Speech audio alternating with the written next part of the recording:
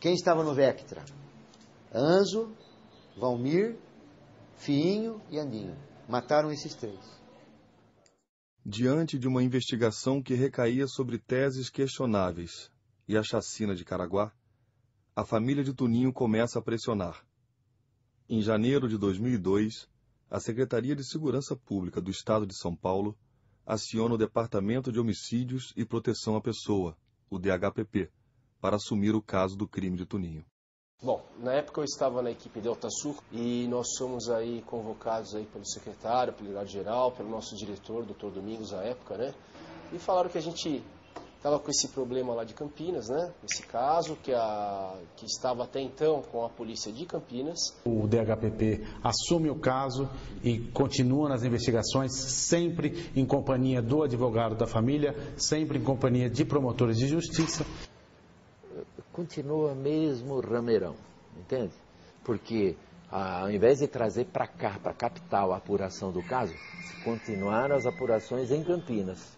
Então as mesmas testemunhas tinham que depor lá dentro da delegacia em Campinas, tinham que passar pelos policiais de Campinas antes de depor para o delegado do DHPP. Quer dizer, continua tudo a mesma coisa. No dia 8 de maio de 2002, o delegado do DHPP anuncia que o assassinato de Tuninho foi crime comum. O prefeito de Campinas teria atrapalhado a fuga de uma das quadrilhas mais perigosas da cidade e que por essa razão eles teriam disparado os tiros.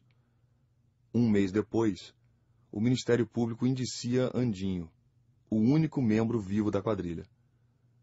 Na tese apresentada, Anzo teria feito os disparos contra Tuninho e Andinho foi indiciado pela sua suposta participação. Chegou-se à conclusão, por exames periciais, por provas testemunhais, que o crime tinha sido praticado pela quadrilha de um criminoso conhecido na região nossa por Andinho, Wanderson Newton de Paula Lima. Então vinham os carros descendo ali, vocês conhecem da Avenida Iguatemi, na saída do shopping, né? Tanto as pessoas da frente, as testemunhas que estavam na frente do carro Toninho como as de trás, que até então a polícia de Campinas ainda não tinha ouvido, que não haviam ainda aparecido, que foi depois do recorrer das investigações, falaram o quê? Que os atiradores estavam no Vectra prata que vinha em alta direção. E aí os carros saíam da frente e esse veículo, o Palio que está ali, o Toninho, não saiu.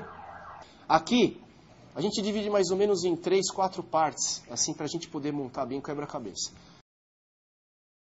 Veja bem. Aqui vamos por, aqui é o caso do Toninho, tá? Onde atiraram. Minutos antes, cerca de 5, 10 minutos, eles tentaram sequestrar o Vectra Prata, tá? Vamos pensar o Vectra Prata que estava o Andinho e seus comparsas, que é o Valmir, o Anzo, aquele pessoal todo. Minutos antes eles tentaram sequestrar um empresário. Esse Vectra Prata tentou abordar um Vectra verde nas imediações do local. E esse Vectra verde, então, foi atingido por disparos de arma de fogo, só que eles não conseguiram fazer a abordagem. Quando eles tentaram sequestrá-lo, parece que na hora que eles foram, surgiu um ônibus. E viu os caras com arma, fuzil, armas de grosso calibre também, pistolas. Aí o ônibus parece que jogou para cima e o Vectra entrou meio que no meio. Aí só que os caras atiraram nesse Vectra verde. Nesses disparos também foram ejetadas algumas cápsulas, que também confrontadas com cápsulas de disparos outros praticados pela quadrilha do Andinho, indicaram ser da mesma arma. Aí na fuga, vieram aqui as ruas, até pegar a Avenida Iguatemi, que eles vão pegar sentido ali, acho que aqui é Bandeirantes, né? Dom Pedro, desculpa, isso. Aí aconteceu, dá o tempo direitinho. Aqui, todas as testemunhas que vinham atrás do carro do Toninho na frente, ou até no sentido contrário, não. Realmente viu um Vectra prata com tudo. Todo mundo fala papapá e o Palio não sai da frente, só aí os carros de trás falando que eles buzinaram, já deram, veja bem, deram um tiro de longe, que já estilhaçou aqui o carro do vidro, aí o Palio saiu um pouquinho, aí eles chegaram e deram mais um tiro de lado, aqui. Não parece estranho a pessoa simplesmente atirar e chamar a atenção? Tudo bem, às vezes foge um pouco a regra. Mas aqui, e são as testemunhas que falam, não é só isso não, eu estou te falando uma coisinha da hora do disparo, você vai ver um monte de coisa que eu vou te falar. Aí teve os tiros e tal, e depois o Vectra foge, vai para Dom Pedro e o carro é abandonado da Dom Pedro. 4 ou 5 dias depois, sequestraram um menor de idade. O que acontece? Quando foram sequestrar esse menino, deram um tiro para cima, com as cápsulas no chão, de 45. Então foi feita uma comparação entre essas cápsulas encontradas no local em que foi encontrado o corpo do prefeito e cápsulas encontradas no local em que a quadrilha praticou o crime de sequestro. No garoto Ragazzo, o Andinho admite. Na tentativa de roubo desse senhor, ele não admite. Mas a mesma arma estava presente nos dois.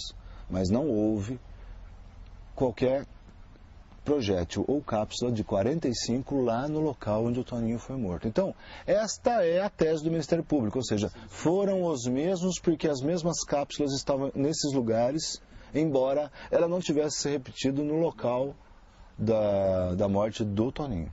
Isso causava uma estranheza, assim, é a quadrilha mais perigosa de Campinas, por acaso encontra o prefeito e ele atrapalha o trânsito e mata o cara porque ele está atrapalhando o trânsito.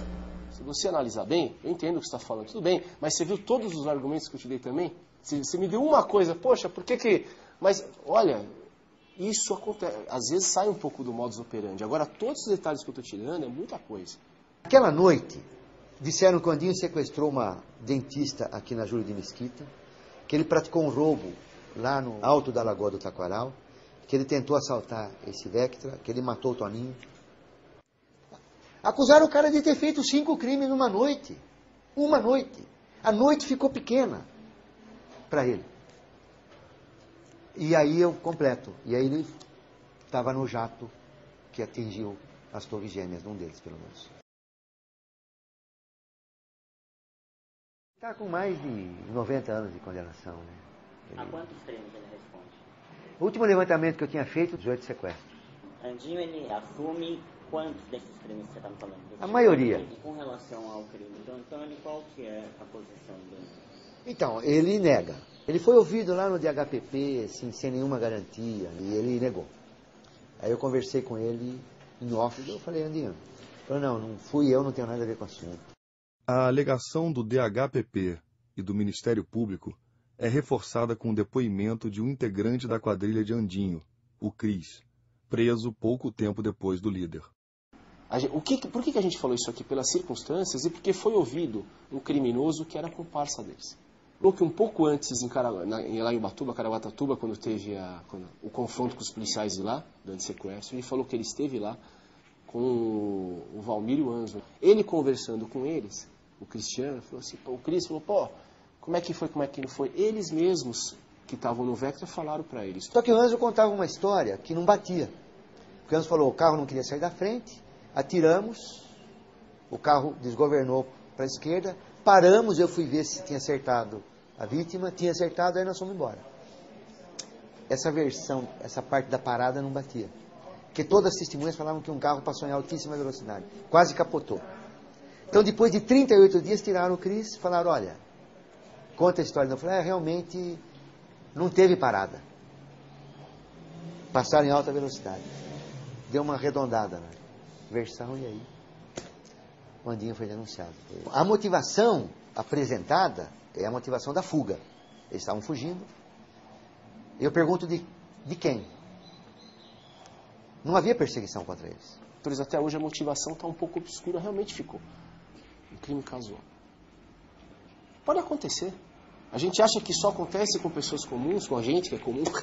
Pode acontecer, prefeito, mas pode acontecer. Quantas vezes você vê a senadora assaltar, não sei o que, acontece. O que o Ministério Público não pode é deixar de processar uma pessoa que está efetivamente demonstrada ter participado de um determinado crime, pelo fato de você não ter conseguido demonstrar cabalmente a motivação desse crime. E até hoje, toda a investigação, ela nunca foi para o lado da contrariedade de interesses. Acho que todas as pessoas de bem e de paz desse país, independente de convicções ideológicas ou filiação partidária, sabem a importância do esclarecimento desse crime, que representa certamente a covardia do crime organizado. O Toninho andou mexendo em certos aspectos que podem ter desagradado alguém. Os autores da morte do Toninho Podem ter sido alguns, pode ter sido pode ter sido interesses muito poderosos, pode ter sido interesses não tão poderosos assim.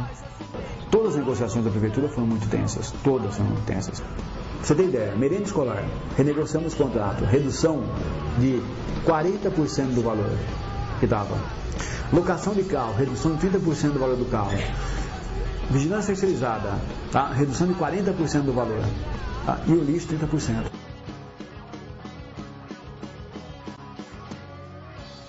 Havia anos em Campinas o problema da revitalização de Viracopos. Nunca ninguém conseguia fazer isso porque tem uma puta favela na pista, na cabeceira da pista. Eram 17 comunidades. O que aconteceu? Das 17 comunidades, ele teve apoio de 15 comunidades. Todo mundo viu que era uma boa sair dali. Sobraram 2, que eram controladas pelo tráfico. Ele não esperava ser pego pelo contrapé, entendeu? Por aquela conspiraçãozinha mais furreca, mas a mais perigosa, a dos traficantes com a polícia. Eu entendo, agora vou fazer uma afirmação polêmica, mas que eu entendo que eu devo fazer, que foi isso que levou ao assassinato dele. Eu tenho absoluta certeza de que o Toninho foi assassinado pela porção criminosa da Polícia de Campinas, em conluio com os assaltantes, pela questão de Viracopos. Porque assim, que se não era mais perigoso em termos de volume, ele era mais perigoso em termos de rapidez no gatilho, entendeu? Ali ele tinha mexido com gente que mata rápido, fácil.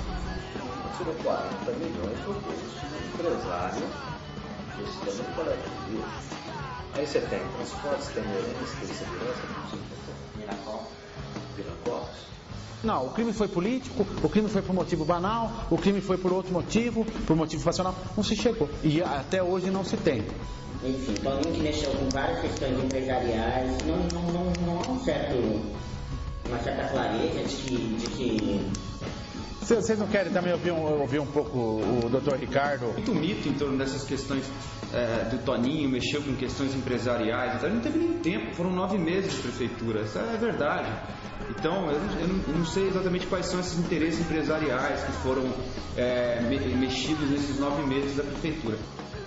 Eu não consigo entender por que o promotor fica assim, se ele fica com raiva, só teve 9 meses. Quer dizer, Antônio, se pegar os últimos 20 anos, Antônio tinha processo contra Mendes Júnior, Antônio tinha processo contra Camargo Correia, Antônio tinha processo contra o Quércia, Antônio tem ação popular contra Norberto Odebrecht.